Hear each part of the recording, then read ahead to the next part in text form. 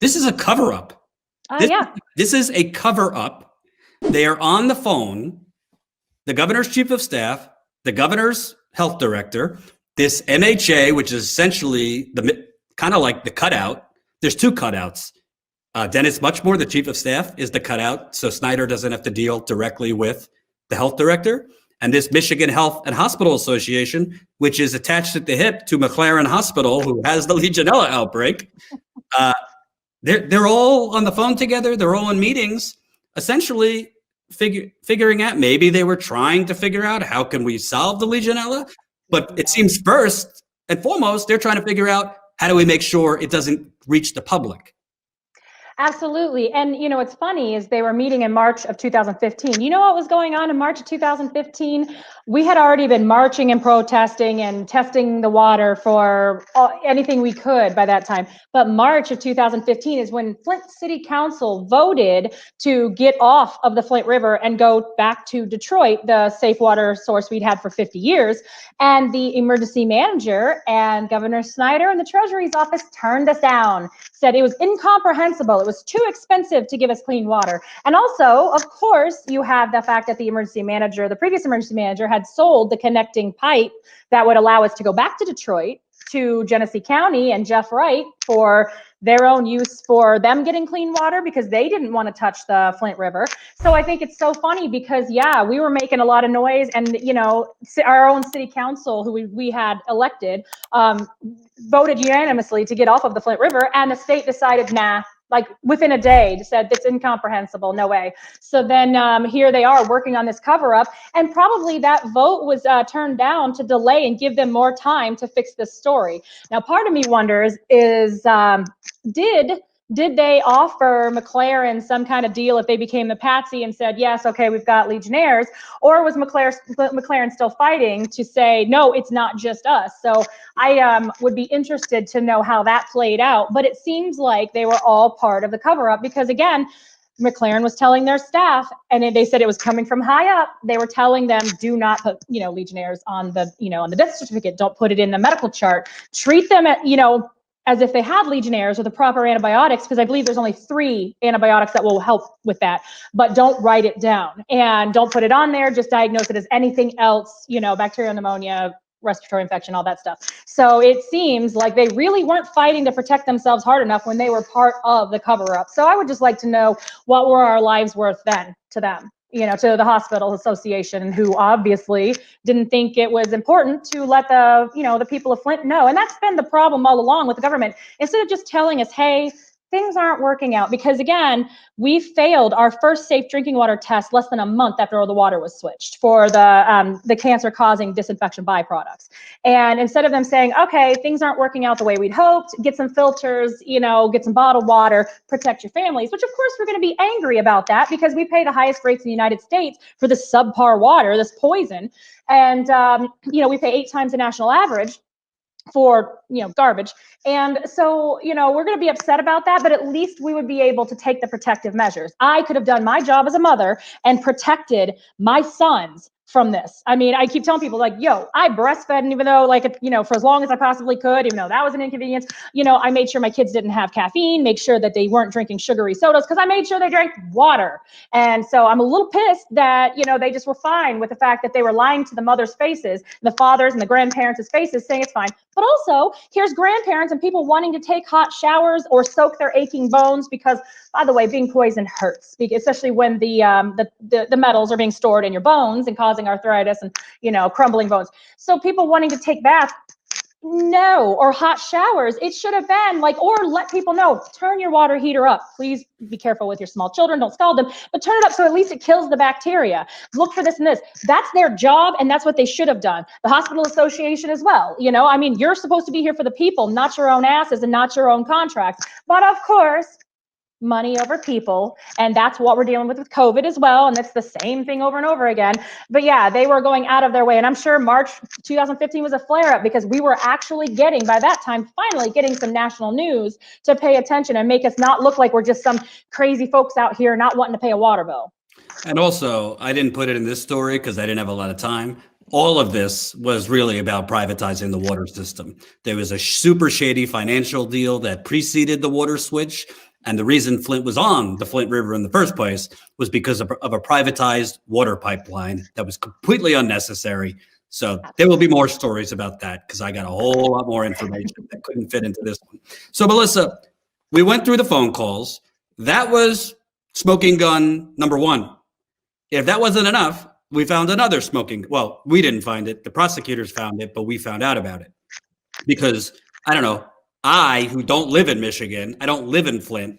Frankly, the local media in Michigan, this was a story of a lifetime. If they would have lifted their fingers, if they would have simply talked to residents, if they would have simply talked to enough residents, you could have built sources and gotten this information. But that would mean they have to care. And if you know anything about the local media in Michigan, if you know anything about the local media anywhere, they're corporate and they don't want to rock the boat. And most of the local media in Michigan have simply regurgitated what Governor Snyder and his administration put out there for the last 5 years, while I dug. And then Jen joined me digging. And Charlie LaDuff, who's a great journalist, dug. And Kayla with PBS dug. That's it. Those are the only real journalists that actually looked into this. Because if you are a journalist, this is not only about Flint, Michigan. It's not just about water. It's about corruption. It's about human rights. It's about the entire country. If what happens in Flint is allowed to stand, it's coming to a theater near you, folks. It's already there. This is happening in a lot of places in a variety of different ways. But the original prosecution, Melissa, they found an in-writing briefing.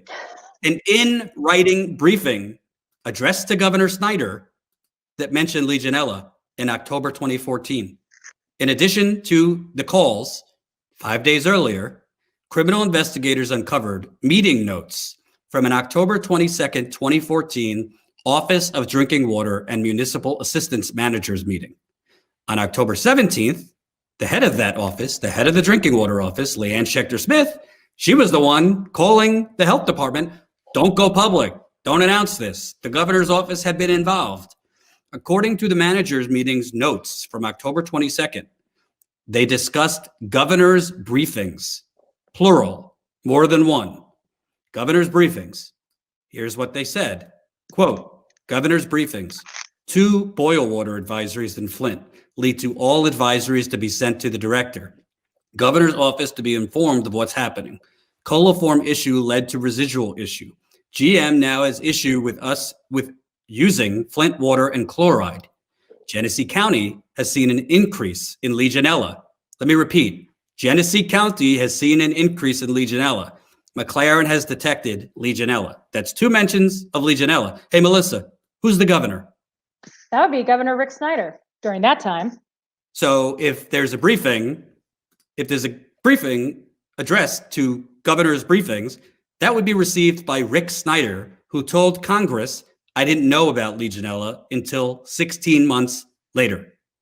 Why this briefing, besides just the obvious that it's in writing? And this governor, his top officials with this governor told the criminal investigators, this guy's a sponge. He reads everything sent to him. Nothing gets by him. Why is this important? The criminal team asked Dan Wyant, who is the head of the state environmental director, about this briefing. When they asked him about it, he became extremely emotional.